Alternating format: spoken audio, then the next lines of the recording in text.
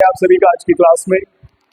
आज हम जो है ज्योग्राफी की क्लास चल रही थी। इससे पहले मैंने आपको जो है हिमालय पर्वतों का वर्गीकरण बताया था, किस तरीके से हिमालय की श्रेणी जो है कहाँ कहाँ तक विस्तार है और कौन कौन सी पर्वत चोटियाँ किस किस हिमालय के अंतर्गत आती है, ये सब हम कर चुके थे। ठीक है ना।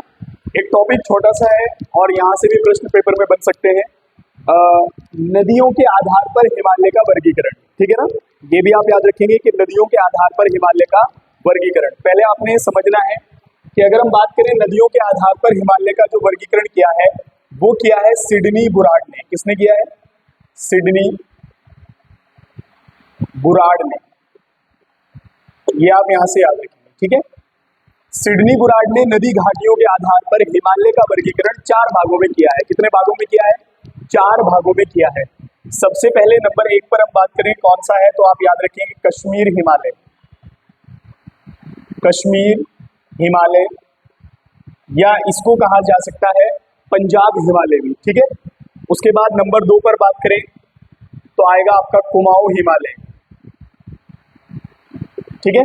नंबर 3 पर बात करें तो आएगा नेपाल हिमालय। नेपाल हिमालय। और नंबर 4 पर अगर बात करेंगे तो आएगा असम हिमालय। क्या आएगा? असम हिमालय। ठीक है।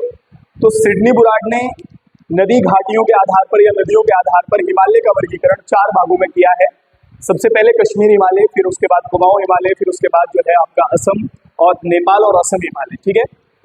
अब हम यहाँ से ये देखेंगे कि कहाँ से कहाँ तक कौन कौन से हिमालय का विस्तार है और किन किन नदियों के बीच है और कितना लंबा है कौन सा हिमालय। ठीक है। तो शुरुआत करते हैं सबसे पहले कश्मीर हिमालय से। ठीक है। तो पहले आपने याद रखना है जो कश्मीर हिमालय है वो यहाँ पर एक नदी है सिंधु नदी। ठीक है। सिंधु नदी। सिंधु नदी से लेकर और सतलज नदी तक। किस नदी तक? सतलज नदी तक। ये आप यहाँ से याद रखेंगे। जब आप भारत की मैप को देखेंगे, एक्चुअल मैप को, तो वहां पर आपको दिखेगा। और जब आप नदियां भी पढ़ेंगे भारत की, अभी हम आगे पढ़ाएंगे आपको, तो वहां से भी आप याद कर सकते हैं कि कहाँ से सतलज नदी और कहाँ से जो है सिंधु नदी का उद्गम स्थल होता है। ठीक है ना। तो यहाँ पर आपने पहले ध्यान रखना है कि हमने बात की, अभी हम नदी घाटों के आधार पर हिमालय के वर्गीकरण की बात कर रहे हैं। सबसे पहले हमने कहा यहाँ से सिंधु नदी से लेकर सतलज नदी तक जिस हिमालय का विस्तार है उसको कहा जाता है कश्मीर हिमालय। क्या बोलते हैं उसको? कश्मीर हिमालय। ये आप यहां से याद रखिए। ठीक है। तो कश्मीर हिमालय का जो विस्तार है वो सिंधु नदी से लेकर सतलज नदी तक है। ठीक है। और इसकी जो हाइट है, मतलब लंबाई है, वो 560 किलोमीटर है। जो आपका कश्मीर या पंजाब हिमालय है वो 560 किलोमीटर जो है क्या है, लंबा है, इसकी लंबाई है। अगर मैं बात करूं, इससे पहले हमने आपको ट्रांस हिमालय के बारे में, हमने हिमालय की श्रेणियों का वर्गीकरण करके आपको बताया था। तो वहां पर आपने ट्रांस हिमालय पढ़ा था सबसे ऊपर, और जिसकी जो है श्रेणी थी काराकोरम, लद्दाख और जास्कर। ठीक है। तो ये वही है कश्मीर हिमालय जिसको हम कह रहे हैं नदी घाटियों के आधार पर 560 किलोमीटर तक इसकी क्या है, लंबाई है। ठीक है। बहुत सारे तीर्थ स्थल ऐसे हैं, अमरनाथ यात्रा है, ठीक है ना, अमरनाथ यात्रा, वैष्णो देवी, या और भी बहुत सारी चीजें, तो वो इसी हिमालय के अंतर्गत आती हैं। कश्मीर की वुलर झील, डल झील, वो सब इसी हिमालय के अंतर्गत आते हैं। और ये इसकी जो लंबाई है वो कितनी है? 560 किलोमीटर है। ठीक है। उसके बाद दूसरा आप यहाँ से याद रखिए, सिंधु नदी से सतलज नदी तक कश्मीर हिमालय या फिर पंजाब हिमालय। ठीक है।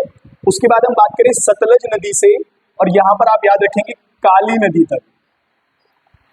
सतलज नदी से काली नदी तक बात करेंगे तो यहाँ पर आएगा कुमाऊं हिमालय। क्या आएगा? कुमाऊं हिमालय। ये आप याद रखेंगे। और इसकी जो लंबाई है वो 320 किलोमीटर है। कितनी है? 320 किलोमीटर है। ये आप यहां से याद रखेंगे। ठीक है। तो हमने कहा सबसे पहले सिंधु नदी से सतलज नदी तक कश्मीर हिमालय, उसके बाद सतलज नदी से काली नदी तक कुमाऊं हिमालय। ठीक है ना।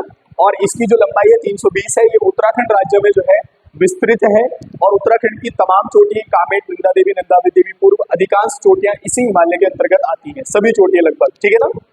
इससे पहले हम ये बात कर चुके हैं। और अगर हम कश्मीर हिमालय की बात करें तो ये जो है कश्मीर और हिमाचल के क्षेत्रों में फैला हुआ है, 2 राज्यों में आएगा नदी घाटियों के आधार पर। ठीक है। उसके बाद हम जो है काली नदी से बात करेंगे तो हमने कहा सिंधु नदी से सतलज नदी तक जो है हमारा कश्मीर हिमालय, सतलज नदी से काली नदी तक जो है हमारा कौन सा है, तो यहाँ पर आप याद रखेंगे कुमाऊं हिमालय। अब यहाँ से आप याद रखिए काली नदी से और तीस्ता नदी तक। किस नदी तक? तीस्ता नदी तक। ये आप यहां से याद रखेंगे। काली नदी से तीस्ता नदी तक जो हिमालय है उसको नेपाल हिमालय कहा जाता है। क्या बोलते हैं इसको? नेपाल हिमालय। नेपाल हिमालय, ठीक है। और ये सबसे लंबा है, इसकी जो लंबाई है वो 800 किलोमीटर है। कितनी है? 800 किलोमीटर है। नेपाल हिमालय की लंबाई 800 किलोमीटर है। विश्व की सबसे ऊंची चोटी माउंट एवरेस्ट वो भी इसी हिमालय के अंतर्गत आती है। वो और जो है आपकी कंचनजंगा वगैरह जो भी चोटियां हैं वो इसी हिमालय के अंतर्गत आती हैं। तो नेपाल हिमालय काली नदी और तीस्ता नदियों के बीच में जो है बसा हुआ है, ठीक है।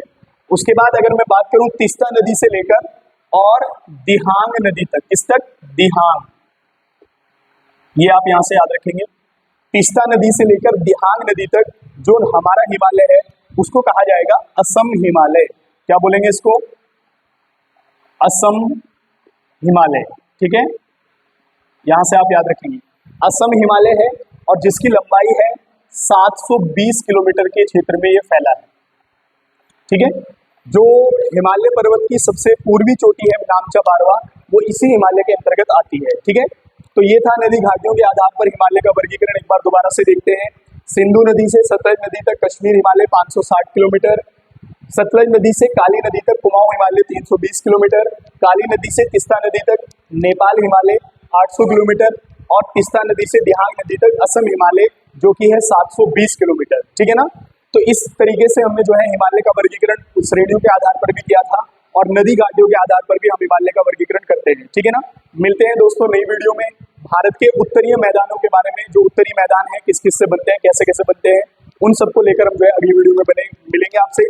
और उसके बाद जो है जो आपके प्रायद्वीपीय भारत है, प्रायद्वीपीय भारत के पठार है, उसके लिए महत्वपूर्ण क्लास होने वाली है, तो आप सब देख सकते हैं। धन्यवाद।